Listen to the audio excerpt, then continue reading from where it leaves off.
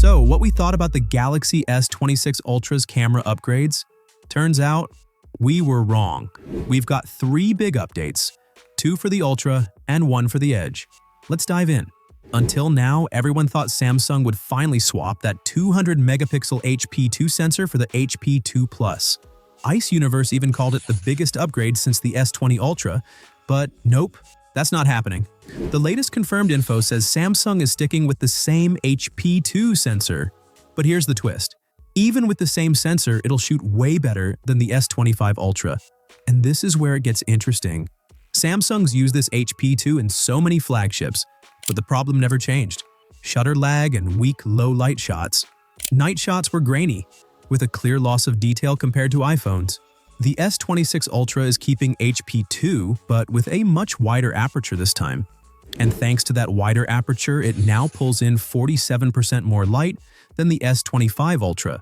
That means better-looking shots at night and in dark scenes, a more natural shallow depth of field, and maybe, finally, no more shutter lag.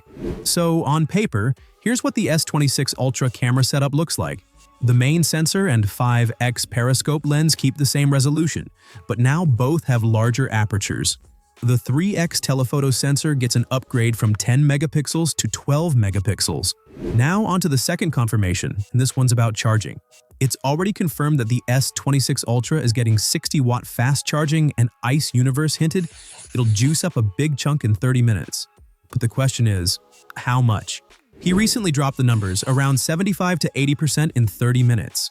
Now you might say, wait, that's almost the same as the S25 Ultra with 45-watt charging. On paper, yeah, it looks that way. But here's the catch. Samsung claims 65% in 30 minutes for the S25 Ultra. But real tests show 70 to 75%, which is 5 to 10% better than what Samsung says. So yeah, Samsung plays it safe with numbers. That means in real life, 60 watt could get you 85 to even 90% in half an hour. And if you're comparing this to OnePlus 13's 100 watts, hear me out. OnePlus might have 100 watts on paper, but once you turn the charger on, the speed drops a lot. In real tests, OnePlus 13 hits around 80% in 30 minutes.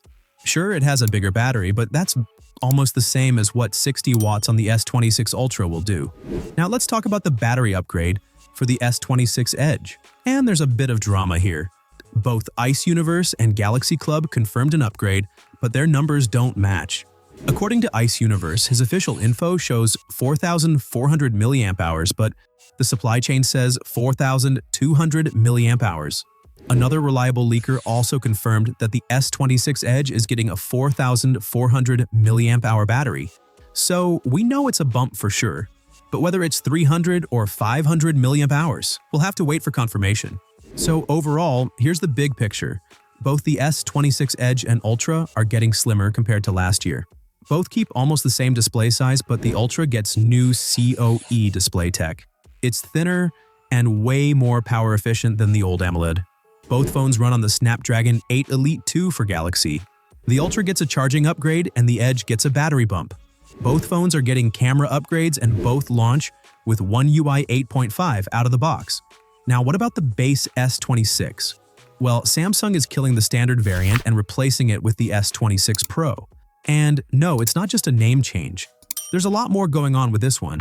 Find all the details about the S26 Pro right here, and I'll see you there.